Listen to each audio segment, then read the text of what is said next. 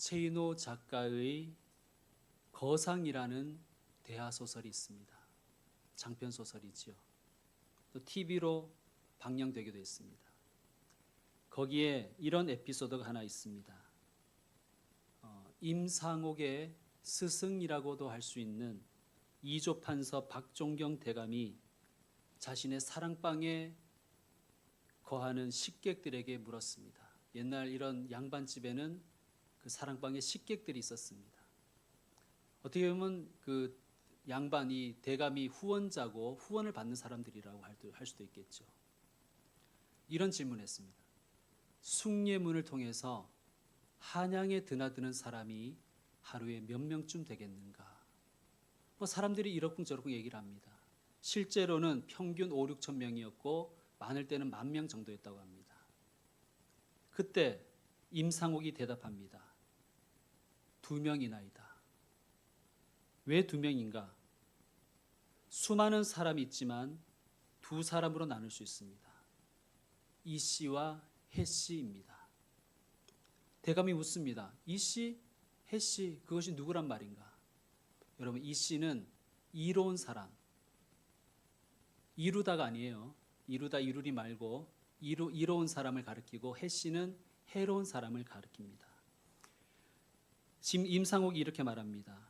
하루에 숭례문을 출입하는 사람이 아무리 많아도 그들은 대감께 한 사람은 이로운 사람일 것이고 한 사람은 해로운 사람일 것입니다. 이로운 사람도 해로운 사람도 아닌 사람은 쓸모없는 사람이므로 셀 필요도 없습니다.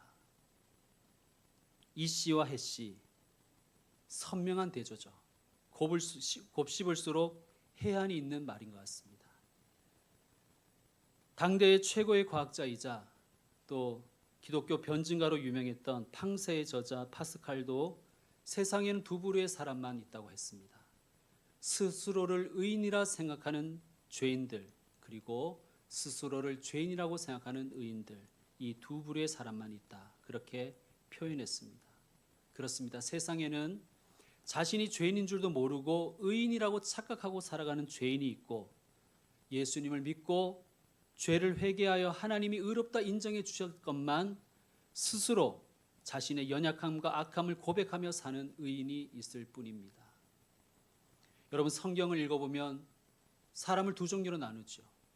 좁은 문, 좁은 길로 가는 사람이 있고 넓은 문, 넓은 길로 가는 사람이 있습니다. 그런데 그들의 결과는 어떻습니까?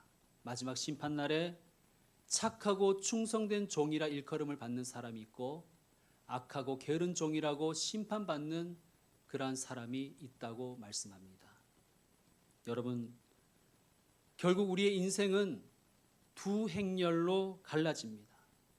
오늘 시편 1편 6절을 다시 한번 우리가 보시면 두 길이 이렇습니다. 의인들의 길은 여호와께서 인정하시나 악인들의 길은 망하리로다.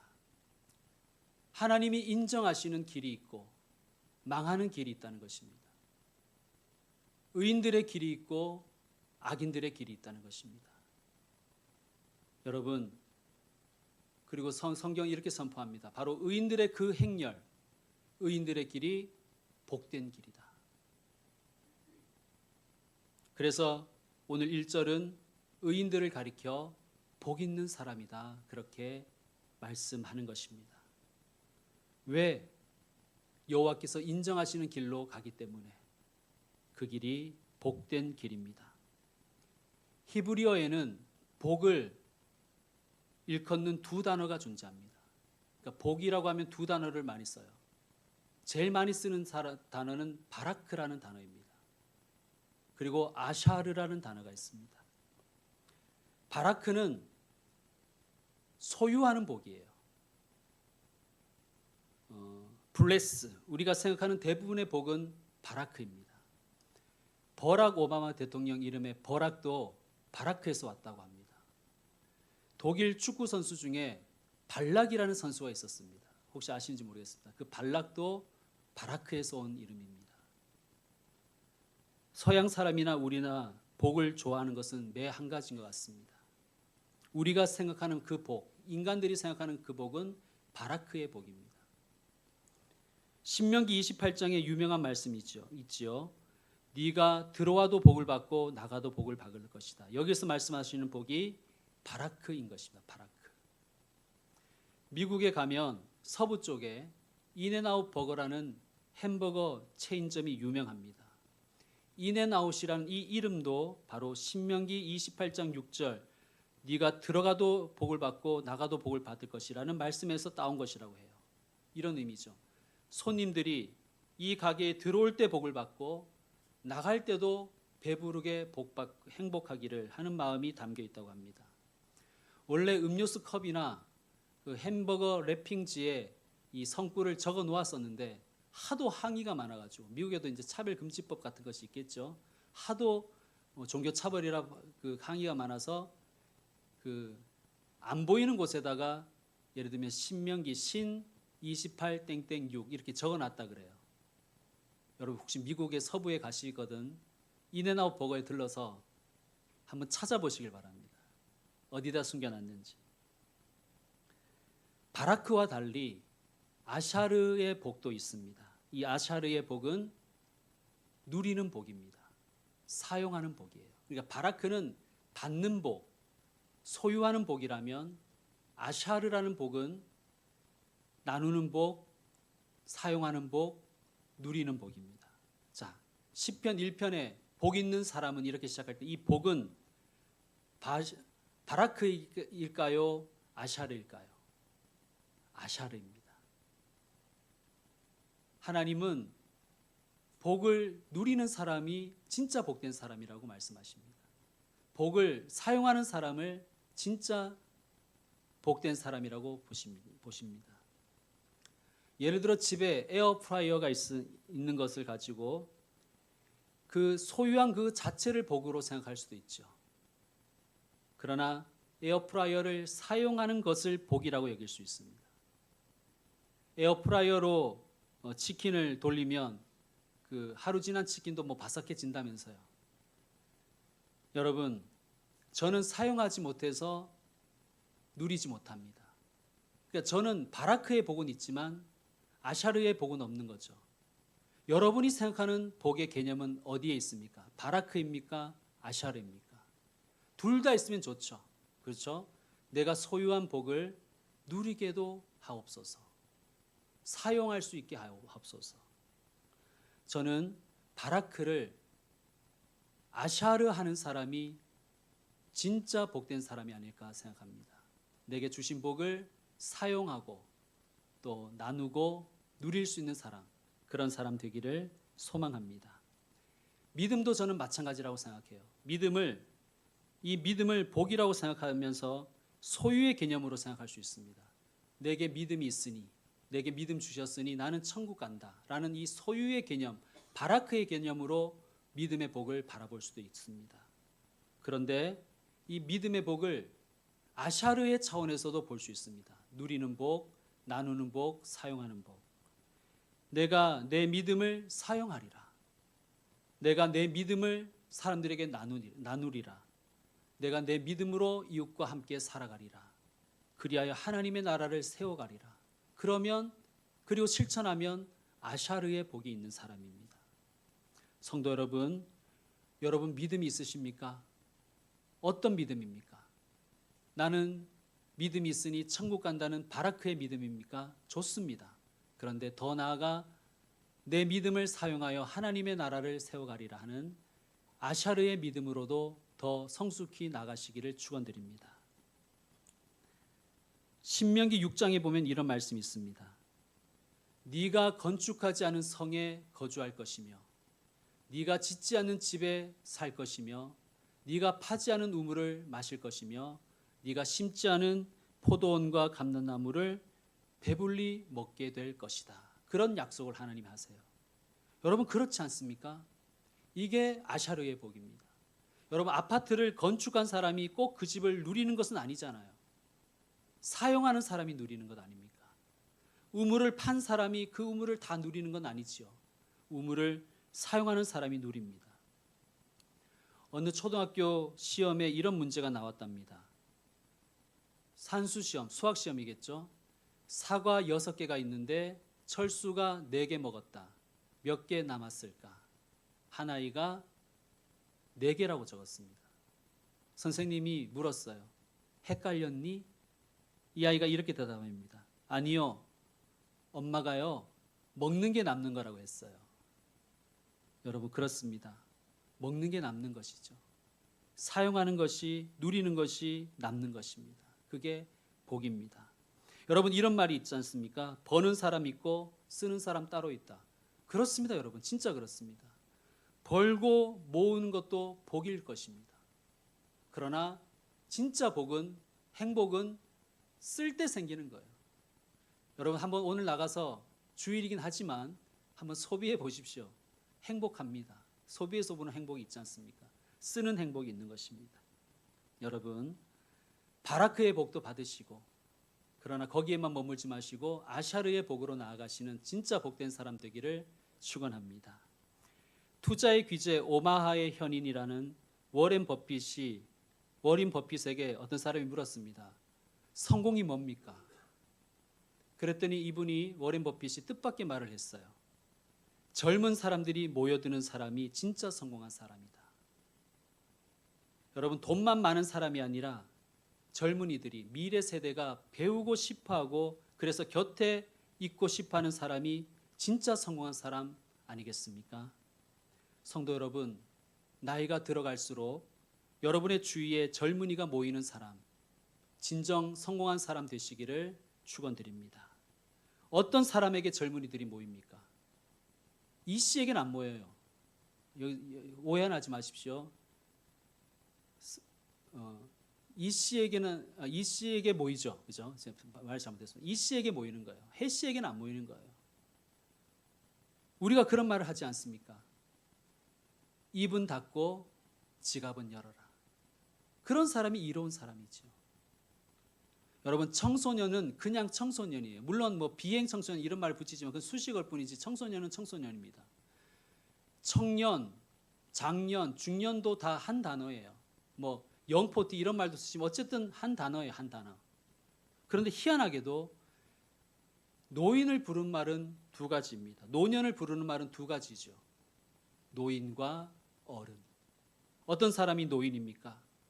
고집부리고 또 주위 사람을 지배하려고 하고 젊은 사람들에게 대접받으려고 하는 사람은 노인, 늙은이입니다. 반면 어른은 어떤 사람입니까? 자기 고집 내려놓고 다른 사람을 이해하려고 하고 지배하려고 하지 않고 배려하는 그런 사람, 대접받으려고 하는 것이 아니라 지갑을 열어 베푸는 사람을 우리는 어른이라고 하는 것 아니겠습니까? 자기 말을만 하고 한마디도 제대로 듣지 않으면 우리는 그를 늙은이라고 합니다. 그러나 귀를 열어서 젊은이들의 말을 10마디 듣고 필요하다면 한마디라도 할까 말까 하는 사람, 그런 사람 우리는 어른이라고 하는 것입니다. 여러분, 예수님이 뭐라고 하셨습니까? 남에게 대접을 받고 싶은 대로 너희도 남을 대접하라. 어른이 되라는 말씀이겠죠. 예수님 또 이렇게 말씀하셨습니다. 수고하고 무거운 짐진 자들아 다 내게로 오라. 내가 너희를 쉬게 하리라. 여러분 쉬게 하는 사람이 어른 아니겠습니까? 나이에 상관없이 쉬게 할 수 있는 사람이 진짜 복된 사람입니다. 여러분 우리도 점점 나이 들어가지요. 어른이 되십시다. 누가 어른입니까? 복을 사용할 줄 아는 사람, 복을 나눌 줄 아는 사람, 복을 누리는 사람, 또 누리게 하는 사람, 주변 사람을 쉬게 하는 사람이 어른입니다. 그런 복된 사람 되기를 소망합니다. 보네포 목사님 아시죠? 우리가 송구영신 예배 때나 신년 예배 때 우리가 늘 부르는 선한 능력으로의 그 가사를 쓴 분이 보네포 목사님입니다. 이분은 독일 나치에 저항하다가 순교하셨죠. 이분이 예수님을 이렇게 표현했습니다. 타자를 위한 존재. Being for others. 타자를 위한 존재. 예수님은 다른 사람을 위한 존재였다는 거예요. 예수님은 다른 말로 하면 이씨였다는 것입니다. 타인들에게 이로운 존재. 그래서 사람들을 복되게 하고 누리게 하고 쉬게 하는 존재였다는 것입니다. 성도 여러분, 우리도 예수님을 따라 사십시다. 타자를 위한 존재가 되어야 되겠고 이씨가 되어야 될 줄로 믿습니다. 여러분, 좋은 교회는 어떤 교회일까요? 좋은 교회는 타자를 위한 공동체가 될 때 좋은 교회일 줄로 믿습니다. 이웃을 해롭게 하는 교회도 있어요. 이웃을 이롭게 하는 교회가 진짜 좋은 교회가 아니겠습니까? 우리 교회가 이씨 교회가 되기를 소망합니다. 아브라함이 하나님께 이런 축복을 받았습니다. 너는 복이 될지라. 예전 성경은 너는 복의 근원이 되라 이렇게 번역했죠. 저는 복의 근원이 더 직감적인 것 같아요. 너는 복이 되어라. 복의 근원이 되어라. 이 말씀 무엇이냐면 너로 인하여 너 때문에 모든 사람이 복을 받게 하는 사람이 되어라. 그런 뜻입니다. 여러분, 아브라함을 우리는 믿음의 조상이라고 여기고 우리는 영적으로 아브라함의 후손이라고 고백합니다. 아브라함처럼 우리에게도 주님이 기대하십니다. 너는 복이 되어라. 너는 복의 근원이 되어라. 너로 인하여 사람들이 이루어지는 사람이 되어라. 우리로 인하여 다른 사람이 복이 받기를, 우리와 이웃이 함께 복을 받기를 바라고 힘쓰는 저와 여러분, 우리 교회 되기를 소망합니다. 시편 1편은 그러면 어떻게 하면 이 아샤르의 복을 받을 수 있는지를, 그 방법을 우리에게 가르쳐 주고 있습니다. 여러분, 1, 2절 말씀 여러분이 다시 한번 읽어 주십시오. 여기에 아샤르의 복을 받는 비결이 있습니다. 1, 2절 말씀 시작.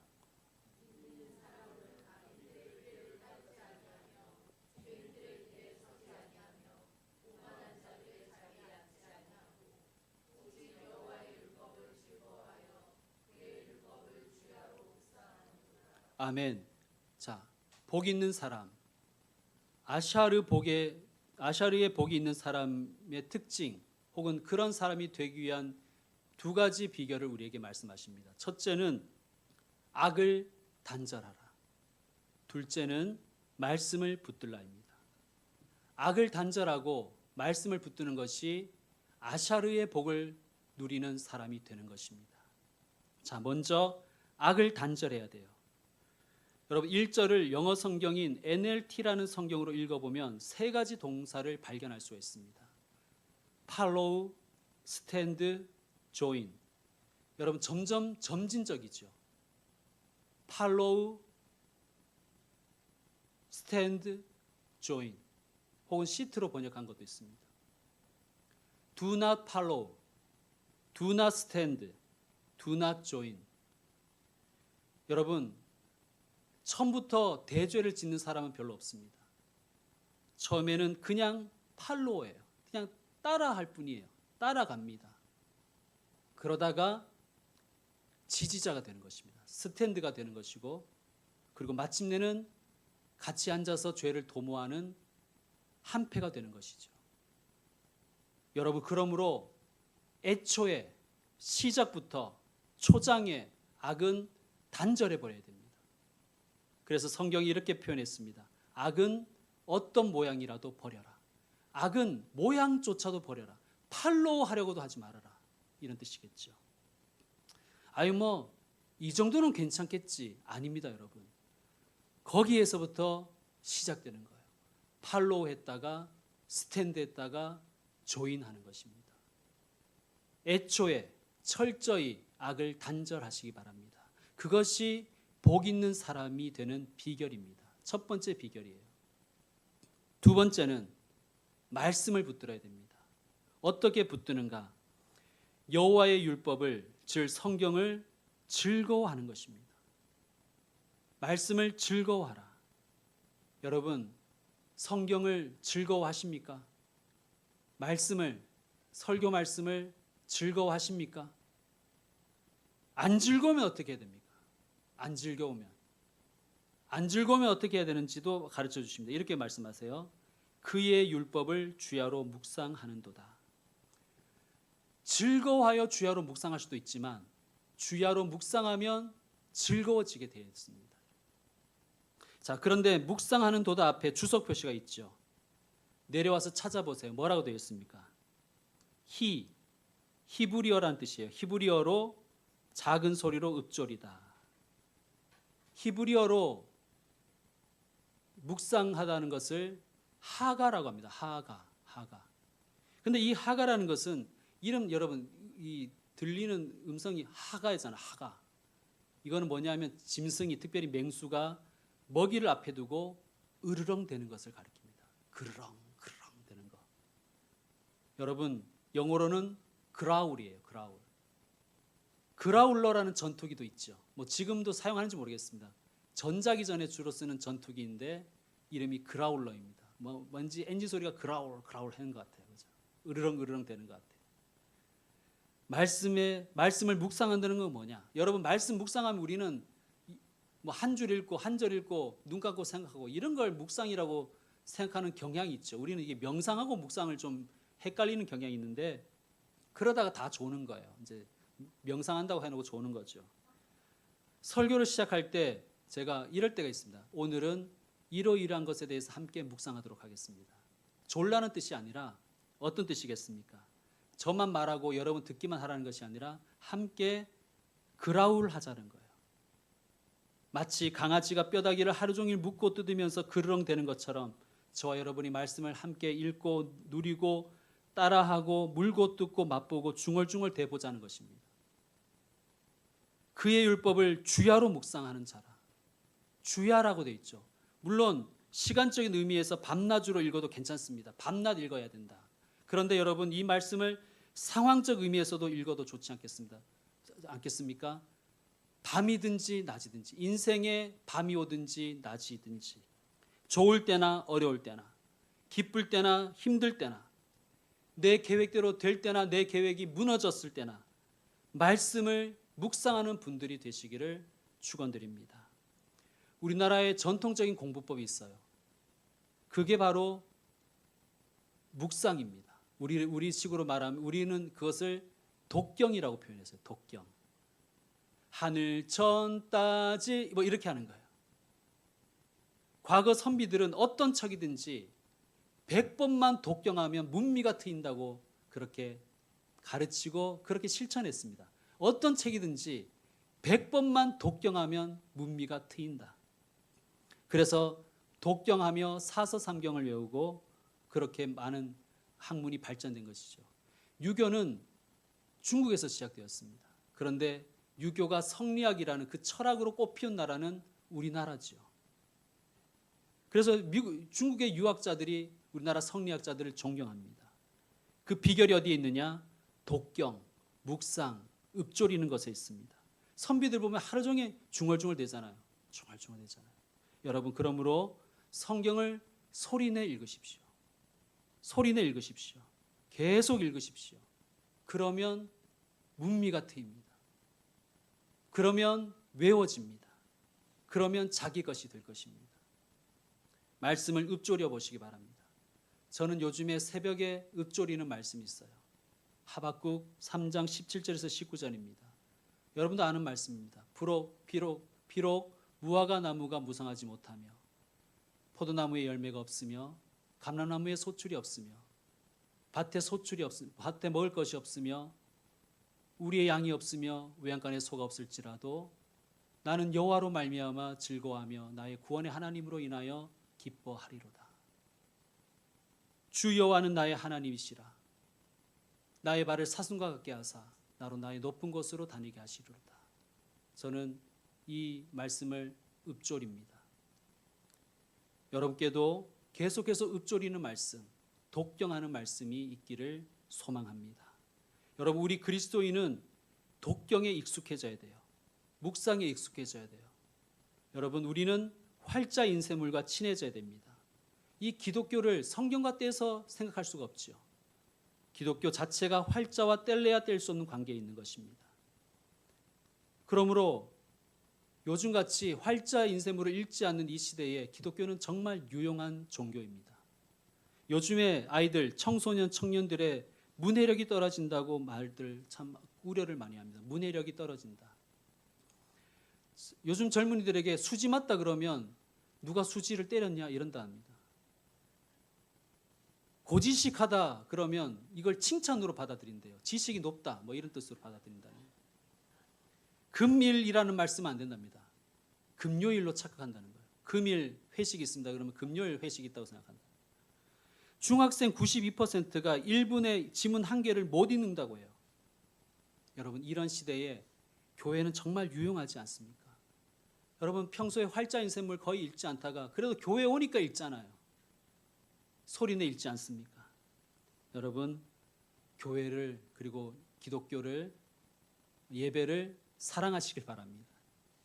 자, 시편 1편 정말 좋은 시편이잖아요. 아마 한국인들이 가장 좋아하는 시편 탑3를 꼽으라면 제 내피셜로, 무슨 조상은 아니고요, 시편 1편은 꼭 들어갈 것 같습니다. 저번에 했던 시편 23편과 함께 시편 1편은 들어갈 것입니다. 여러분, 읊조려 보십시오. 외우려고도 하지 않아도 됩니다. 계속 읊조리면, 독경하고 묵상하면 외워질 것입니다. 자, 악을 차단하고 말씀을 붙들면 어떻게 될까요? 3절에 이렇게 말씀합니다. 우리 3절 함께 읽겠습니다.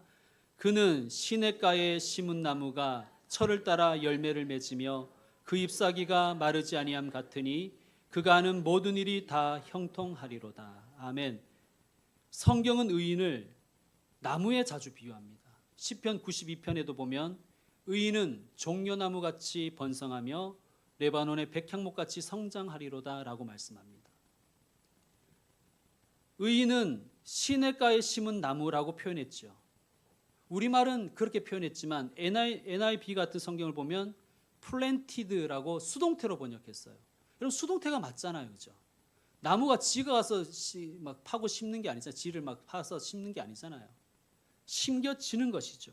자, 우리가 악을 차단하려고 노력하고 하나님의 말씀을 주야로 묵상하는 사람이 되려고 하면 하나님이 우리를 시냇가에 심겨주신다는 것입니다. 시냇가에 심겨진 나무처럼 번성하게 해주시고 형통하게 해주신다는 거예요. 자, 이렇게 표현합니다. 시냇가에 심은 나무가 철을 따라 열매를 맺으며.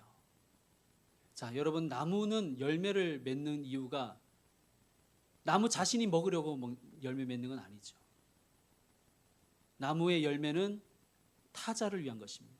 사람을 위한 것이고 다른 동물들을 위한 것이고 식물이나 다른 생물들을 위한 것이 열매입니다. 하나님이 그렇게 창조하셨습니다.